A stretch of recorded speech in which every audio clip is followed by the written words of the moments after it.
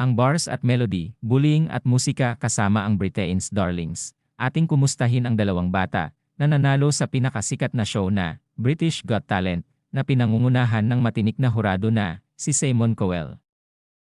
Nagsimula ang lahat noong 2013 nang makipag-ugnayan ang 13 anyos na Welsh rapper na si Leondre de Vries at 15 anyos na English singer na si Charlie Linehan sa Facebook matapos mapanood ang isa sa kanyang mga video. Binubuo ang pop duo na bars and melody, wala pang isang taon ang lumipas ang kaakit-akit, ngunit hilaw pa ang mga kabataang ito. Lumabas sa Britain's Got Talent na nagpabilib sa mga tao sa kanilang rendition ng Hope, Nina Twista at Faith Evans.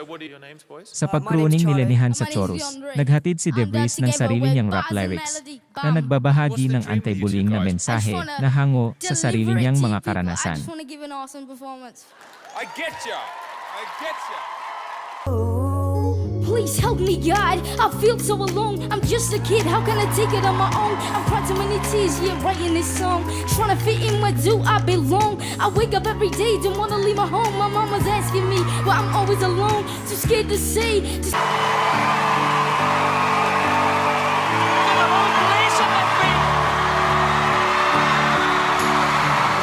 Gamit ang golden buzzer ni Simon Cowell, ang duo ay inilunsad sa top stardom.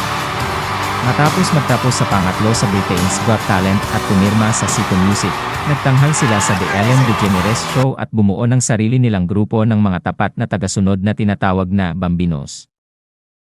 Masyadong marami upang maunawaan kung gaano ito kabilis nagbago, sabi ni Linehan. Pagkalipas ng 2 taon, inilabas nila ang kanilang unang Japanese album na pinamagatang Hopeful, na ginawa ng Avex.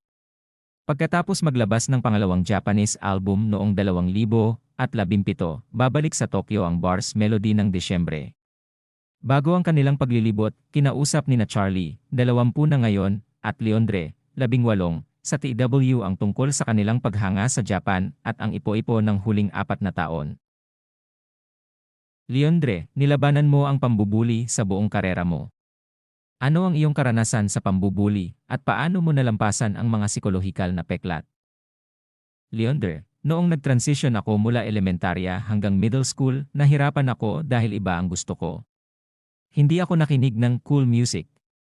Nagustuhan ko ang maraming rock at rap na musika at hindi talaga gusto ng mga tao iyon, ito ay masyadong naiiba. Mahilig ako sa skateboarding at tinanggihan ako. Dahil din doon, isinulat ko noon kung ano ang nararamdaman ko, ang aking mga iniisip, bilang isang outlet para sa lahat ng mga nabubuong emosyon na ito. Mahirap lampasan, ngunit nang makaipon ako ng sapat na lakas ng loob, sinabi ko sa aking ina na nakatulong ng malaki. Ngunit kung walang musika, hindi ko iniisip na magagawa ko ito. Speaking of music, Charlie, ano ang naging inspirasyon mo para magsimulang kumanta sa murang edad? Charlie, natuklasan ko ng maaga na mayroon akong tenga para sa musika nang makapulot ako ng djembe sa edad na 7. Otomatikong mayroon akong ritmo, kaya tinulak ako ng aking mga guro upang matuto ng gitara. Sa wakas ay nalaman kong marunong akong kumanta at natural kong binuo ang boses ko. Anong tugon ang natanggap mo mula sa mga kaibigan at pamilya noong una mong ipinahayag ang iyong pagnanais na pumunta sa musika at lumabas sa Britain's Got Talent? Charlie, talagang pinagtawanan ako ng mama ko sa unang pagkakataon na sinabi ko sa kanya na marunong akong kumanta, ngunit nang mapanood niya ako sa isang talent show sa paaralan, umiyak siya at nagkaroon ng 100% paniniwala sa akin. After that, she basically gave her life para maipagpatuloy ko ang music career ko. Nagkaroon ka ba ng naunang interes sa Japan bago gumawa ng iyong album sa Avex, Leondre? Palagi akong interesado sa Japanese animation at pagbabasa ng manga. Bahagi iyon ng aking pagkabata. Hindi maraming tao kung saan ako nagmula ang nakikibahagi sa interes na ito, kaya kung bakit ako nabully. Kaya para sa akin na makapunta sa Japan at magpakasawa sa kultura ay isang panaginip na totoo. Charlie, tulad ng kantang Big in Japan ng Alphaville, ito ay isang malaking bagay at isang malaking merkado, kaya syempre ako ay interesado. Ito ay isang milestone sa aming karera upang sa wakas ay ipahayag ang aming mga petsa ng paglilibot. Kumusta ang iyong pagtanggap sa Japan, Leondre? Ang reaksyon ay napakalaki. Sold out na ang show namin sa Osaka. Nag-anunsyo kami ng dagdag na petsa sa Nagoya at ganoon din sa Tokyo. Hindi kami makapaghintay na maglagay ng isang kamanghamanghang palabas. Utang namin ito sa aming mga tagahangang Hapones sa mahabang paghihintay sa aming pagbabalik. Ilang beses ka nang nakapunta sa Tokyo? Ano ang iyong impression, Leondre? Mahal ko ang Tokyo. Ito ay talagang isang malikhaing lugar. Nakakakita ng napakaraming tao na nabubuhay sa ganoong kakapalan, ngunit sa ganoong pagkakatugma ay talagang nakaka-inspire. Ang bawat tao ay tila pala kaibigan at parang hindi nila magagawa ang sapat para sa iyo. Charlie, nakakaaliw, hindi ko na matandaan ang dalawang paglalakbay. Ito ay isang napakabilis na lugar na may napakaraming makikita. I'm just as excited to go again as I was the first time, if not more.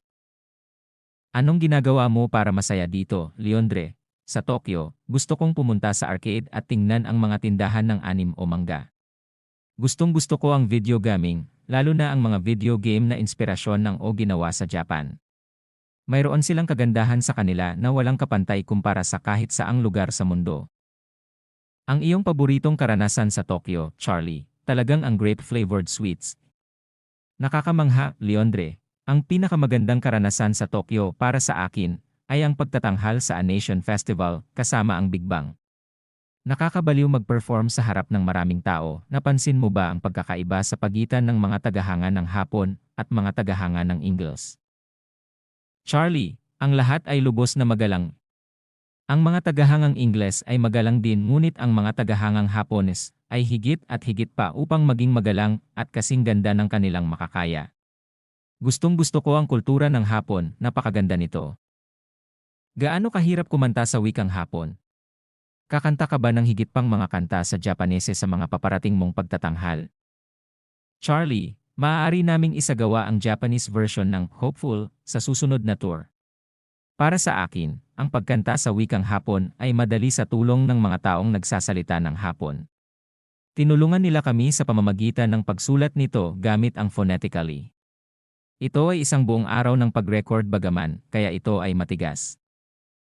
Ano sa tingin mo ang pinakamalaking hamon sa iyong karera, Charlie? Tiyak na nakakahanap ng malusog na mga pattern ng pagtulog. Iyan ang aking pinakamalaking problema. Napakahirap gumawa ng pattern ng pagtulog kapag wala kang nakapirming schedule at kapag palagi kang gumagalaw na may bagong schedule araw-araw. Ngayong nakatanggap ka na ng internasyonal na pagbubunyi, nakaranas ka na ba ng ibang antas ng pambubuli? Paano mo hahawakan ang negatibong atensyon na naakit ng katanyagan? Leondre, sa anumang tagumpay, pakiramdam ko ay walang paraan upang maiwasan ang put. Sinusukat namin ang aming tagumpay sa kaligayahan at kung gaano karaming mga tao ang naapektuhan namin sa aming musika. Nagsusumikap kaming gawin ang aming musika na magdala ng mensahe sa paraang hindi magagawa ng iba. Sinisikap nating maging ating sarili. Magkaiba tayo ngunit ito lang ang paraan natin, hindi namin sinusubukan na maging isang karakter na hindi kami. And it's nice to have a Charlie.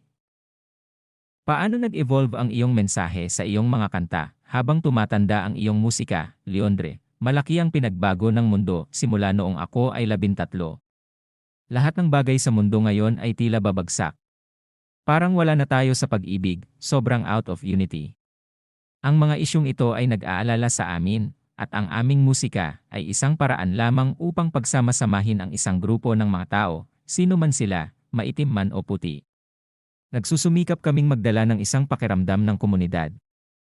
Charlie, ito ay 100% nagbago. Iba na talaga ang style namin ngayon. Ayaw ko nang masyadong isipin dahil baka masira ang susunod na album. Panghuli, anong mensahe ang mayroon ka para sa iyong Japanese audience, Leondre? Salamat sa iyong patuloy na suporta at pagmamahal kahit na matagal kaming bumalik. Talagang pinahahalagahan namin kayo at hindi kami makapaghintay na makita kayo sa aming mga konsyerto. Charlie, ikinalulungkot namin na natagalan kami sa pagpunta at paglilibot para sa inyo, ngunit sa wakas ay darating na kami at labis kaming nasasabik na makita kayo. Ating pong napakinggan ang mga kasagutan sa mga katanungan ng mga fans nila, ang walang pagmamaliw na pagmamahal ng bars and melody doon sa kanilang mga fans ay siyang maghahatid sa kanila sa marami pang mga pagtatagumpay. ako man ay idolo ko ang dalawang binatang ito. Kung sinubuan lang ako ng nanay ko ng honeybee, baka kasing galing din ako, nila.